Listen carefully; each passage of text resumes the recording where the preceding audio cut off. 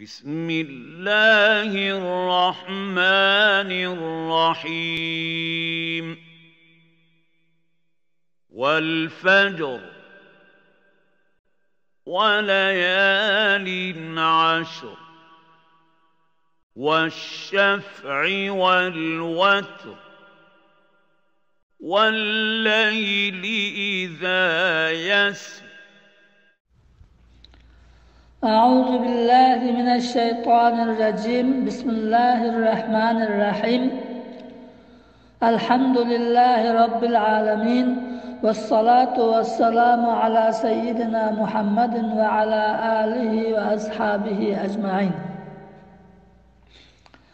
Assalamu alaikum hürmetli qarindoshlarım. Hammalarining ushbu ulug' juma kunlari muborak bo'lsin. Alloh taolo bu ulug' kunda qilgan ibodatlarni o'z dargohida qabul qilsin, duolarni ijobat qilsin. Alloh taolo hammalariga salomatchilik, xotirjamlik va barakat ato qilsin. Bugün biz Allah'ın izni bilan Fajr surasining 1-oyatidan 5-oyatigacha bo'lgan 5 oyati kerimenin tafsirini okuyuz. Fajr suresi Resulullah sallallahu aleyhi ve sellem'ge Mekke mükerremede düşken 30 ayetlik sure. Bu surede Allah Teala haddidin aşkan kafirlerinin akıbetinin kandak boğallıkını ve Allah Teala'nın insanlarını bu şu turmuş hayatıda sınışının ki hikmetlerine ve kıyamet gününün ahvalini bayan kıldı. Bu surenin 5'de Allah Teala 5 narsa bilen kasam kılgan. Allah Teala bir meseleni, bir işini ta'kidlamoqchi, onun qandoq muhim ekanligini bildirmoqchi ve biz insonlarning diqqatini onunga tortmoqchi bo'lgan vaqtida ma'lum narsalar bilan qasam qiladi. Alloh taolo qasam qilish uchun o'zi bizning hayotimizga munosabatlik, bizga foydali ve özününki kudretini bizge ko'z tutgan mahluklardan tanlab şu narsalar bilan qasam qiladi. Bu yerden Allah Teala birinci vel fajri, fajr bilan yani subh vakti bilan yani tang atkan keçinin qarang'uligi ketib kunduzning yo'riqligi, gündüzün aydınlığı başlayan vakit bilen qasam qilaman deydi.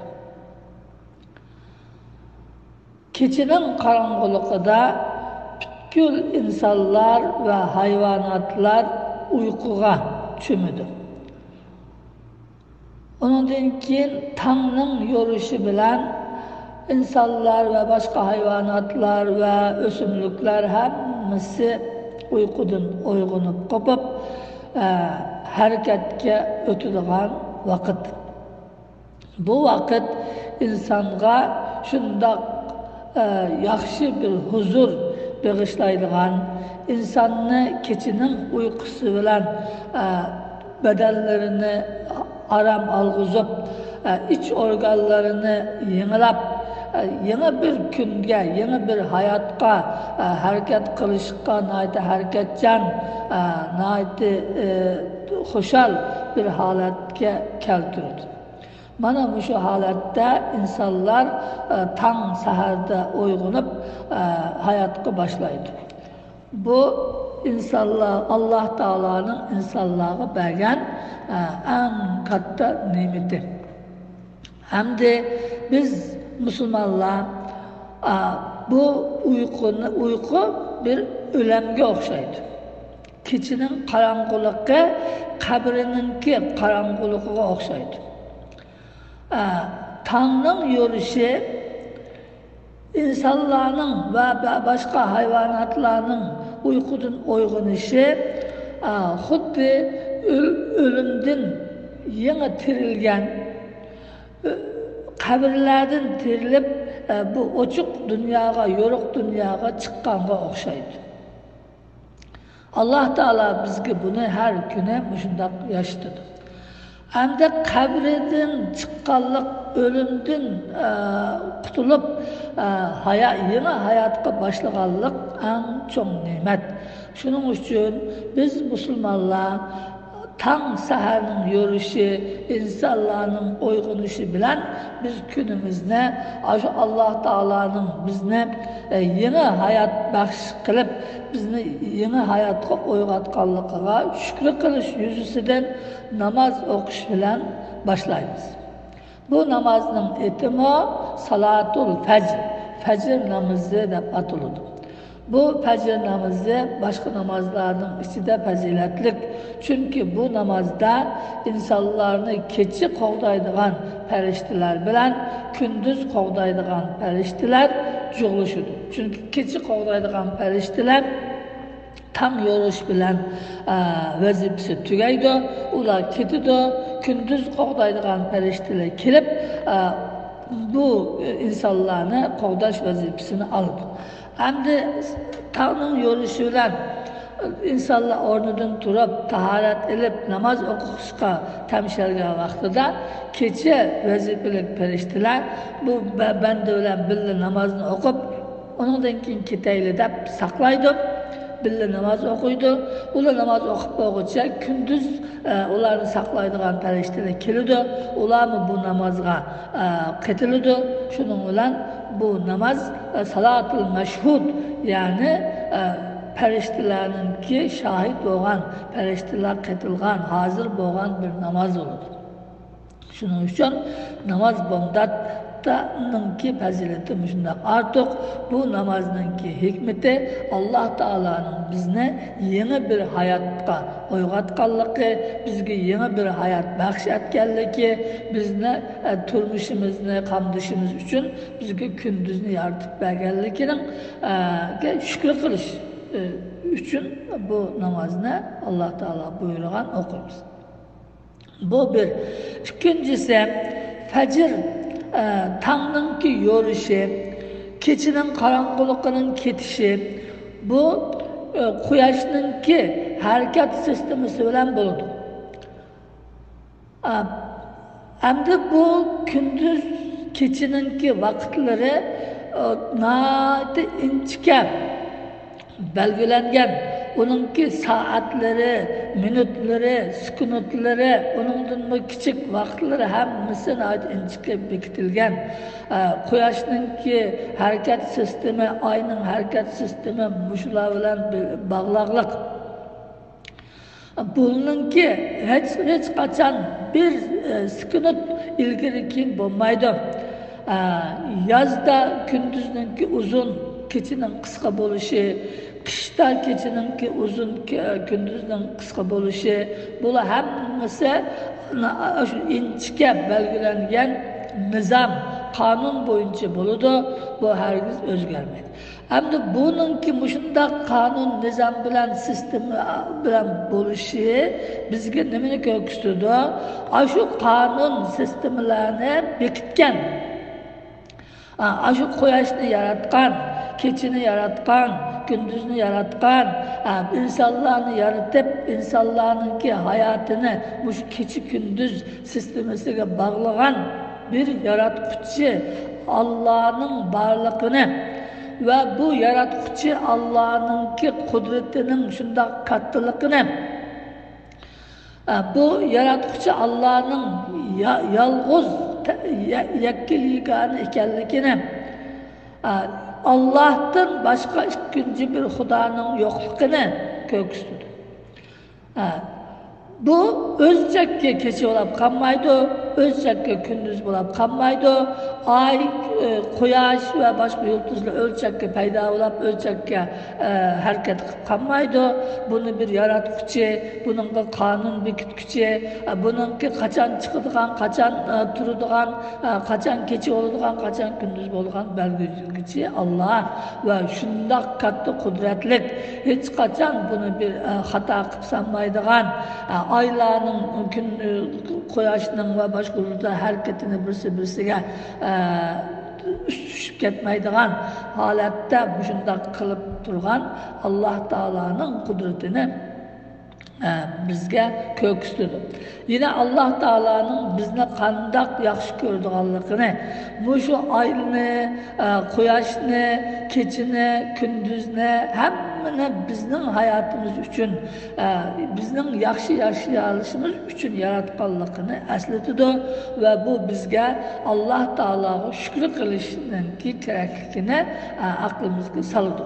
Biz har qanday bir insondan bir yaxshilik ko'rsak, u yaxshilik qilgan insonga shukr qiladigan, uningga rahmat aytadigan bizningki bir insoniy borchimiz.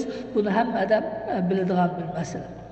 Allah Teala bizga shunchalik qudrati bilan shunchalik ne'matlarni berib, kechini, kunduzni bizning uchun yaratib, uni oyni, kun, ay hammani bizning uchun yaratib, o'sha harakatlarni bizning hayotimizga manfaatli shaklda harakat qilganligiga, bu katta ne'matiga shukr qilishni bizga eslatadi. Buna Allah Teala'nın fajr bilan subh vaqti bilan qasam qilishining hikmatlari manmush.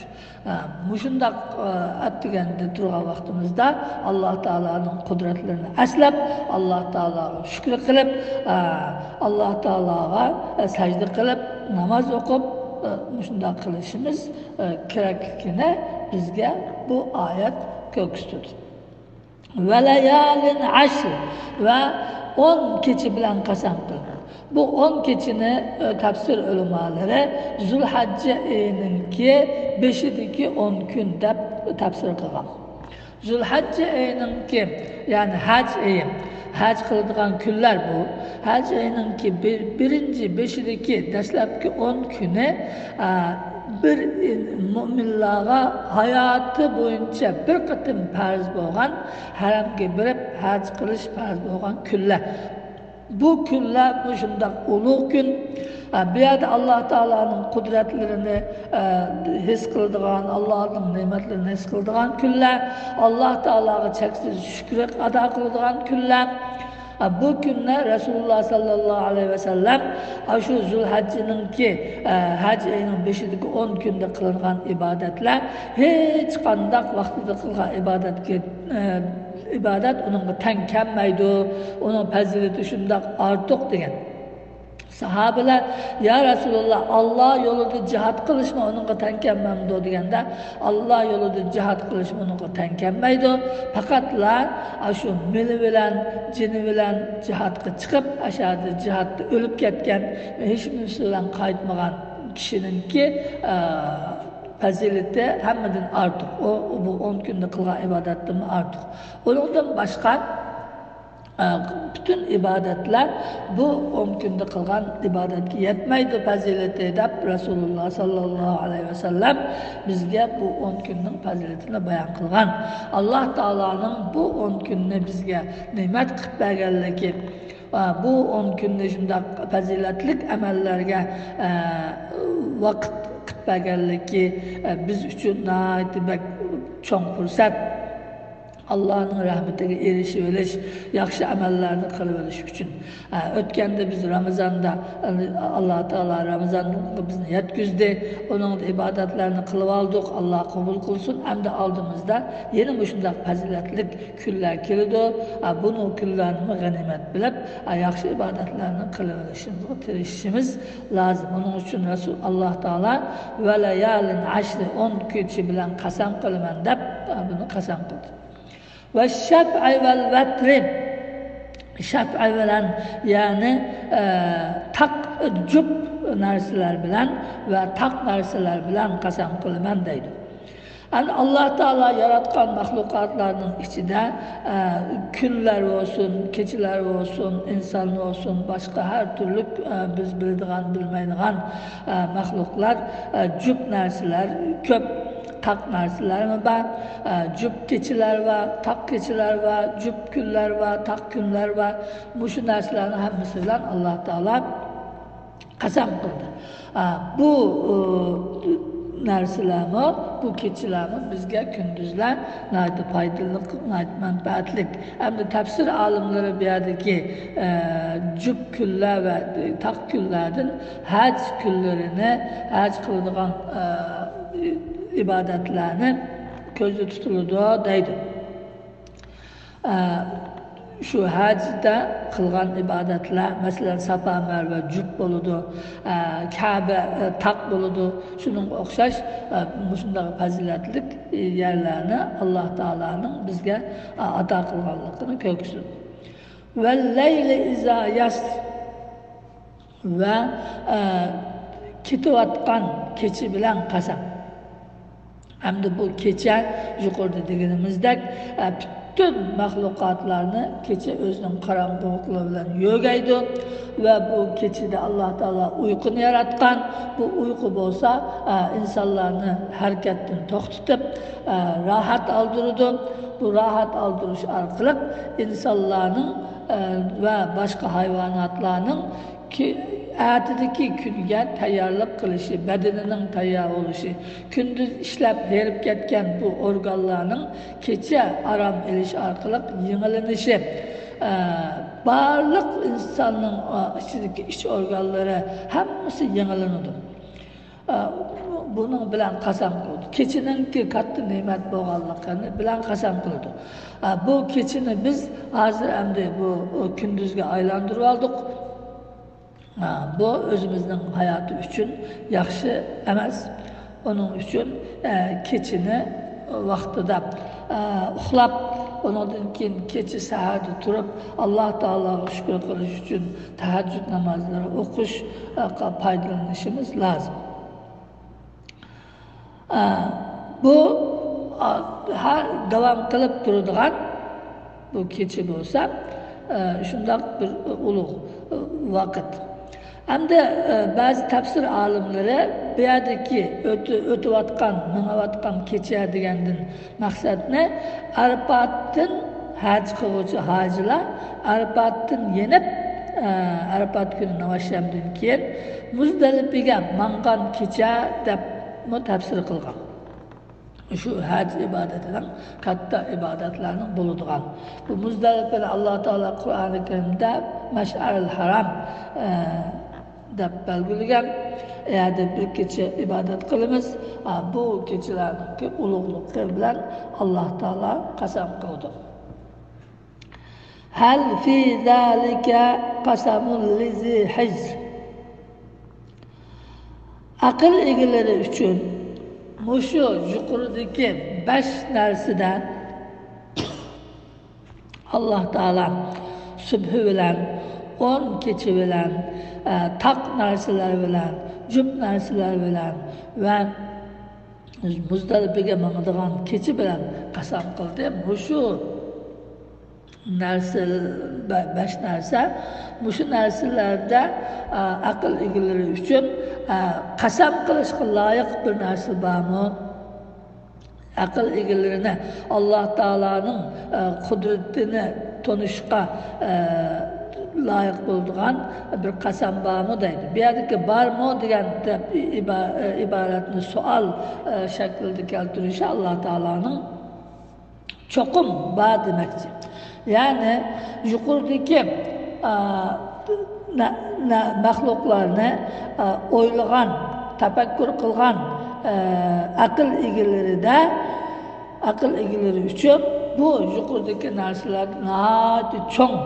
Allah Teala'nın kudretini eslatadigan, Allah Teala'nın birlikini, barlıkını eslatadigan, kıyamet gününü eslatadigan, Allah Teala'nın ki huzuruga bardiganligimizni eslatadigan, şundaq çoğ, şundaq katta qasam bor deb demekçi. Demek Allah Teala bizge şundak mehribon, bizge şundak şefqatlik, bizni şundak yaxshi ko'rdi. Onun uchun mushu dunyodagi barliq jonliq jonsiz narsalarni eriq o'stam, dengiz, daryo, osmondagi quyosh, yulduzlar va zaminning ostidagi, ustidagi hamma narsani biz insonning hayoti uchun yaratgan. Biz insonlarning hayotini yaxshi o'tkazishimiz uchun yaratgan. Şuna biz attigini o'g'limiz, ishimizni qilamiz, kechilikda uxlaymiz, buni his qilmaymiz. Bunu o'ylamasak. Çünkü hamma narsani Alloh taolo shunday tayyor qilib qo'ygan. O bizningki ishimiz bilan bo'lmaydi. Alloh taoloning qudrati bilan shunday harakat qilganligi uchun biz uni his qilmasdan rahat, farog'at yashaymiz, ishlaymiz, yotamiz, uxlaymiz, qopamiz. Şuna Allah Teala bizge bu ayeti kerimelerden şu Allah'ın kudretini esnetmiş. Şunu karanla, şunu oylanla, kandak gündüz buludu, kandak keçi buludu. Ne için bu keçi gündüz bazı uzun, bazı kısa buludu. Bununki paydası nima? Eğer bunda bulmagan bolsa senin hayatında kandak bulattı. Bu narsalarni aslamla Allah'a şükür kılınlar deb Allah Teala bu ayet-i kerimelerini şükür. Allah Teala bizni özününki bu bergen nimetlerini oylab şununla şükür kılgıcı bendelerden kılsın, barlık günahlarımızı affı kılsın, bizninki hammamizga salomatchilik, xotirjamlik ato qilsin, bola-baqimizga insof, tavfiq, hidoyat ato qilsin. Hammamizni shu dunyoda iymon bilan Allohga shukr qilgan holatda yashab, iymon bilan ketishni nasib qilsin. Oxiratda bu ulug' Qur'oni Karimni bizga shafaatchi qilsin. Rasululloh sallallohu alayhi vasallamning shafaatiga yetkazsin. Allah Teala hammamizni ahirette cennetke kirgen, cennette Allah Teala'nın cemalini ko'radigan mu'minlardan kılsın. Amin. Ve ahiru da'vana anilhamdülillahi rabbil alamin.